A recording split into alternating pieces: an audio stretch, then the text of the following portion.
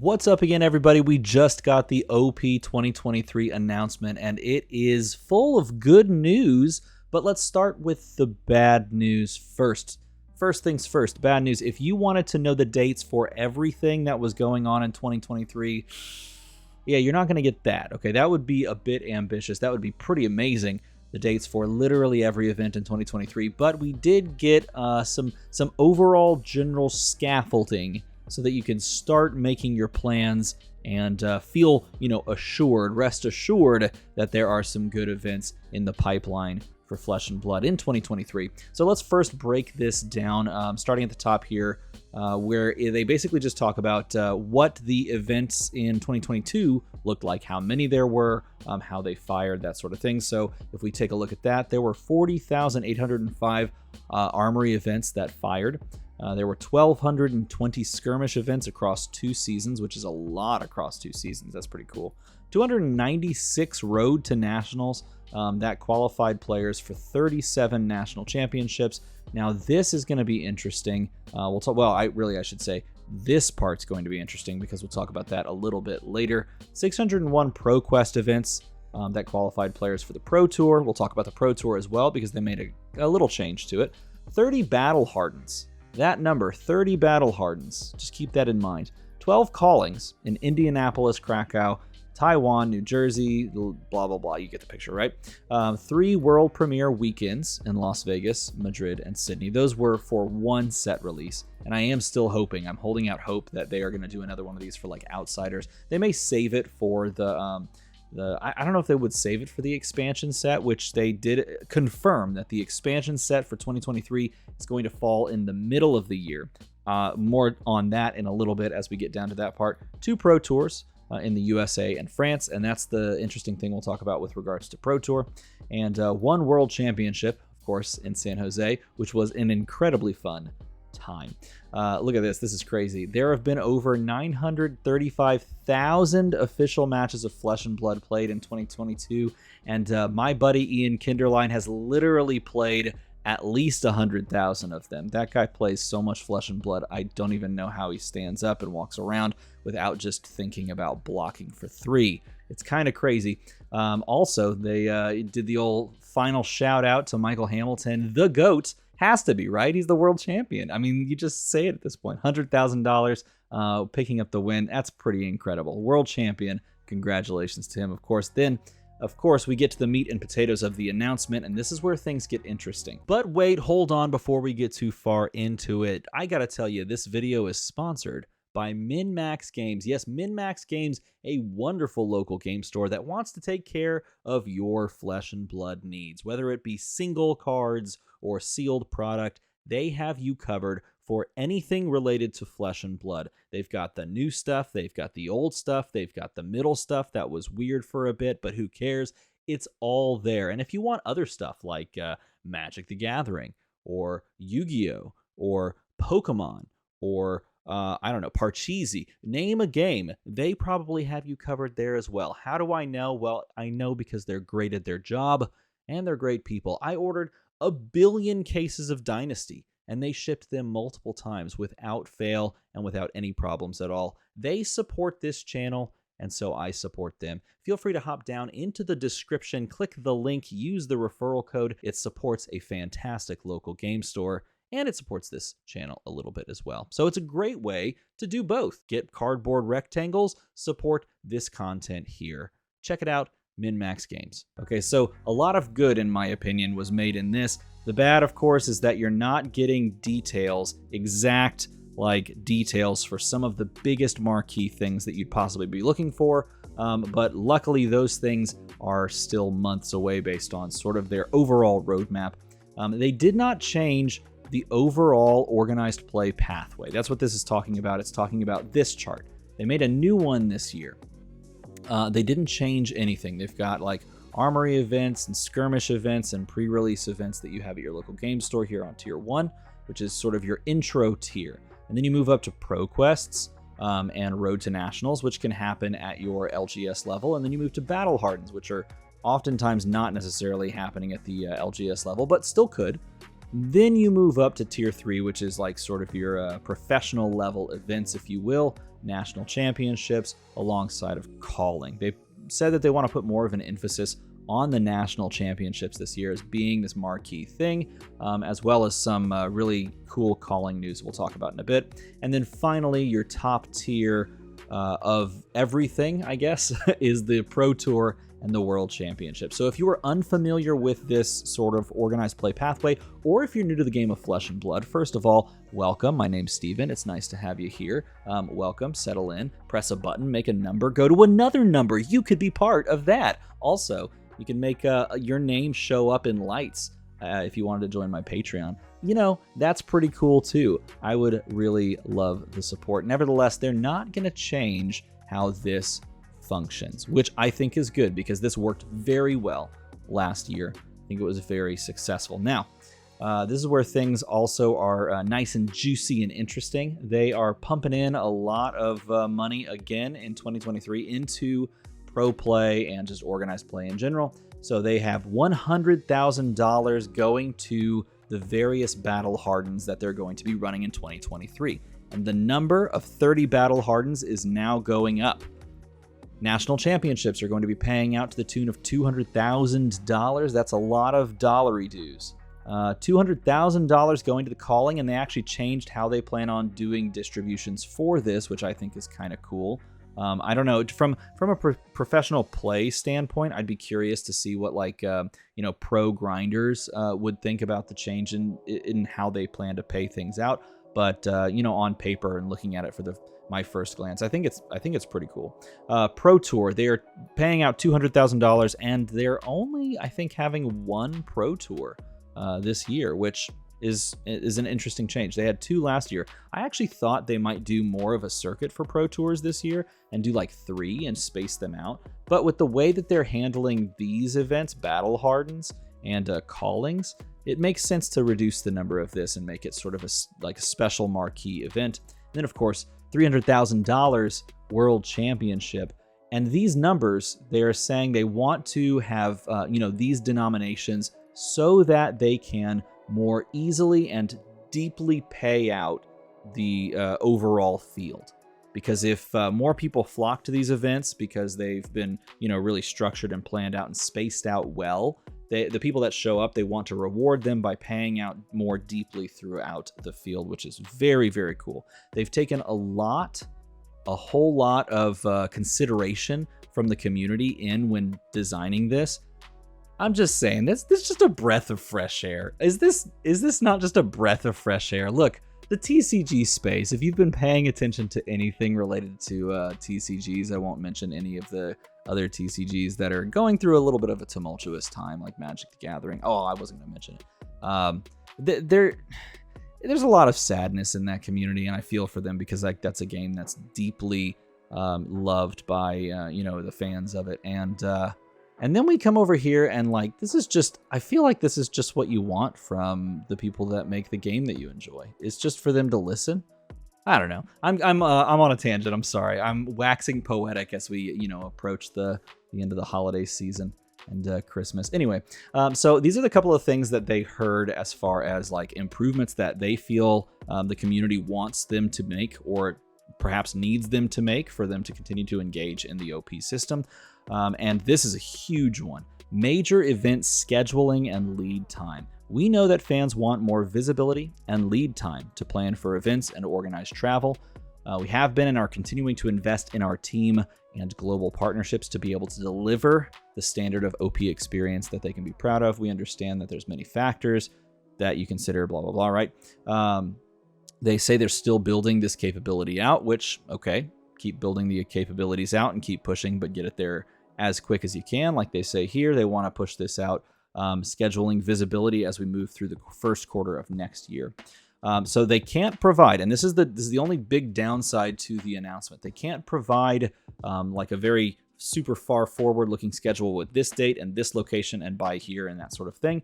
But they do give this 3 main products, 3 main seasons. March through June, and this is really what you should key in on and tune into. March through June is one season, okay? It's going to span this gap, and there's going to be different events that fire within March through June, but there's one pinnacle event to that, and that's Pro Tour USA. Now, there's going to be one Pro Tour this year, from what I could tell. It says right there. There's going to be one Pro Tour this year. It's going to be in the U.S., and leading up to this event, and I'm going to assume it means leading up to this event, so I would guess that this Pro Tour would be in like a May-June scenario for us to reach the pinnacle of the first season of the year. And leading up to those, we're going to run Road to Nationals and a skirmish season. So if we compare that, scrolling up here, to this overall, I guess, OP tier list, if you will, the pathway, then we're going to have one intro level event, one step up event, and then we're going to jump right into the Pro Tour as a pinnacle level event. And these Road to Nationals are ways to earn PTIs, and we'll talk about that, I think, in a second. But it's all centered, perhaps centered, we don't quite know, centered on Outriders. Outriders. Now that would be an interesting name for like a pirate set. Outriders. Outriggers? I don't know. Outsiders. Anyway, Outsiders is a standalone set that we already know some information about. And in fact, I sat down right now to record a video on Outsiders, and this got released instead. So here we are. Nevertheless, this is the first season of 2023, and it culminates with Pro Tour USA. Then we have July through September, and that's when we're getting an expansion set. So we've talked about, well, perhaps the overall community and LSS have discussed this idea of, they want to do 2 draftable sets and an expansion set, and are they going to alternate them where you go draft set, expansion set, draft set? And it does appear that's going to be what's going to happen in 2023. And in doing so, this is actually kind of an interesting lay of the land and the way that they release this, because July through September being an expansion set, let's say the expansion set releases in July, maybe end of June, for example, kind of like we got this past year, right at the end of this Pro Tour. Then we get a bunch of new cards that we can kind of tweak and mess with decks that perhaps, did really well at the Pro Tour.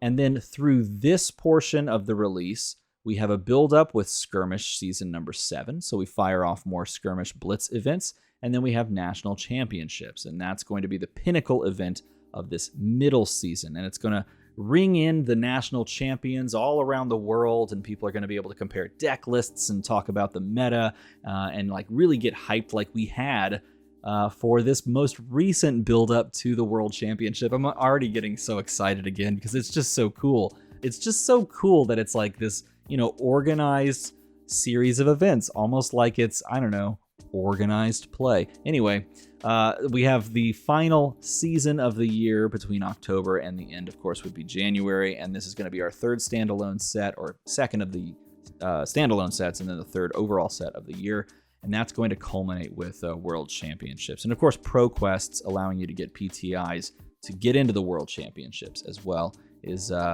going to be the seasonal program leading up to the World Championships. So this is the overall roadmap. It's a very general roadmap. And they talk about in depth here why they made the choices that they did. I think some of these points are really interesting. So here's the reasons for changes. The travel associated with Flesh and Blood should be a high point of the year for players, not a burden or insurmountable barrier to participation. That's pretty cool. That's a good way to put that. In 2023, we are putting more focus into resources into bringing competitive OP closer to home for fans. Part of this is elevating national championships to be the pinnacle event of the mid-year season. And that's kind of what we saw starting to form at the end of this year that we're currently in 2022, right in that September window when we had like Canadian nationals and US nationals. But it didn't quite feel like a pinnacle moment because I think everyone's eyes were firmly affixed on World Championships. And now, with this hopeful layout, we have this, 3-season cadence wherein perhaps we feel like this, swell towards the national championships. And all of these smaller, more regional events that are going to, we're going to talk about here in a moment, are firing along, allowing you to kind of schedule around one big trip at the end of each of these seasons, which could entail you going on 3 trips throughout the year, which I think is kind of cool. And so that is their overall plan. And they also want to do this. So they're going to scale up the frequency of battle hardens to allow for more of this regionality, where things are just firing at a smaller scale, but you can kind of travel a little less of a distance. We are aiming to deploy 50 battle hardens, up from 30. Okay, so they're literally almost doubling the number of battle hardens that they're going to be firing. And this is interesting because the way that these battle hardens are looking, and we'll talk about it at the very bottom because they gave like 8 dates already, which is kind of nice.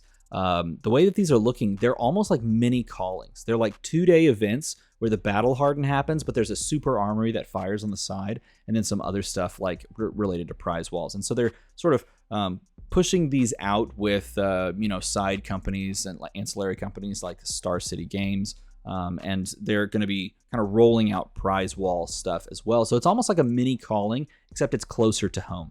That's awesome because it basically they're saying that we're just going to double the amount of those that we fire so that people can travel to those and then work their way to the big event after that. I think that's great. They're also updating. Oh wait, no, this one.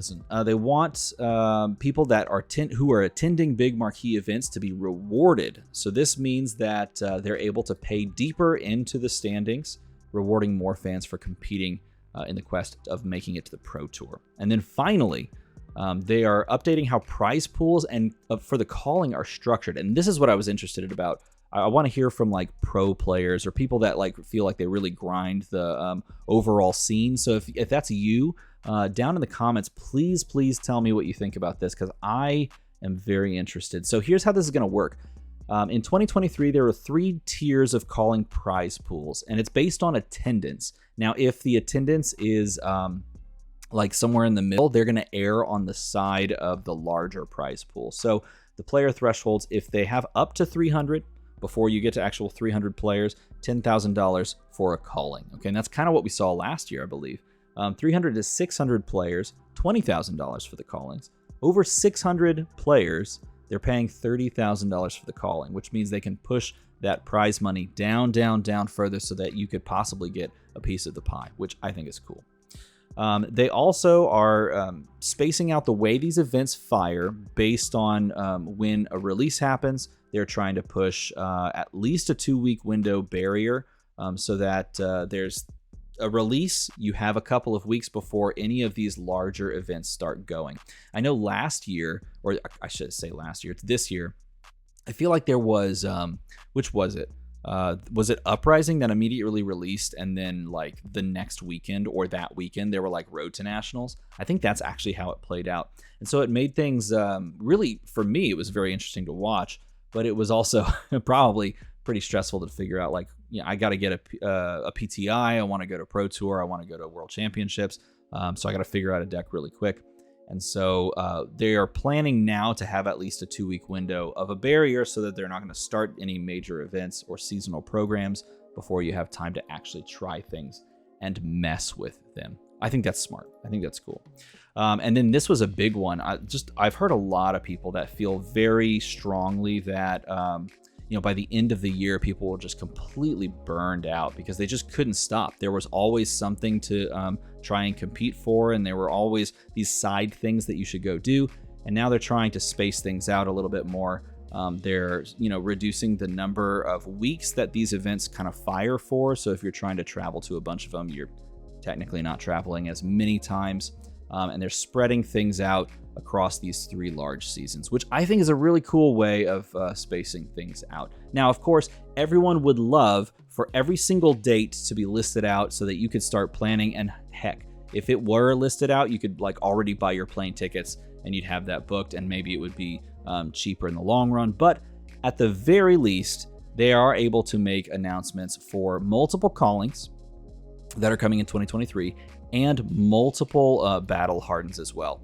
These events, now look at all of these events, you can click on all of these and look at the details and start planning for where it is and how much it costs to get in and what the format is and overall like a couple of day layout, that sort of thing. So let's just pick one. The calling at Indianapolis is from Friday. It's probably and it probably is Friday, actually. February the 3rd through the 5th. I just threw Friday out. I don't know if it is actually Friday. February 3rd through 5th, and this is in Indianapolis. It's at the Indiana Convention Center, so they have all the details here. You can register via the ticketing site. It talks all about the pricing. It's a $70 entry fee. It's kind of expensive, but I don't actually remember what the entry fee for the calling. Maybe it's like $50. I can't recall. Either way, there's a breakdown here. Literally all the information you would think, and this plays out like a calling has in the the past season, if you will, of this year. But they're also running a battle hardened next to it, and the battle hardened is Blitz, so it's sort of a nice complement between Classic Constructed and Blitz. They break down all the prizes for each. By the way, I do want to point this out. You are getting a gold cold foil and an extended art Crown of Providence plus the PTI if you win the calling, and $7,000. That's pretty good. That's a pretty good day at the office. You get PTIs all the way down to 8th place, which I think is okay.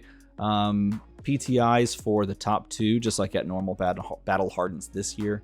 But basically, all of these events can be clicked on and registered for. So just looking quickly at the dates before we wrap it up, we got February 3rd through 5th, 24th through 26th, the calling in Auckland, New Zealand. Battle Hardened Leeds is January 13th through 15th, same time, Battle Hardened New Jersey. 2 weeks after, I think, 2 weeks after, maybe, yeah, no, it is 2 weeks after. January 27th through 29th, Battle Hardened in Belgium. And then we have a Battle Hardened February 11th through 12th. So literally the week after they fire the calling in Indianapolis, they've got a Battle Hardened in Italy and a Battle Hardened in Charlotte in March. So these are all events that you can start planning for and start looking at. So at the very least, if you were one of those people that wanted like a much more detailed, or you wanted like all the info for like the major events, like the Pro Tour or World Championship, which is still way down the line. At the very least, you can get your hands on this info and start planning out the beginning of the year. So let me know what you think about this in a comment below. I think it's very smart on paper to plan out these 3 seasons, and it will be interesting to see if this change actually does space things out enough for people to not feel any burnout, or to be able to travel more consistently and not feel like they have to travel here and then another month and then another month, that's so on and so forth. If you enjoyed this, or you got something out of it, or you appreciate that we pumped this out right away, then make a number go up. You can literally change that number to 11550. That'd be pretty impressive. As always, thanks for watching.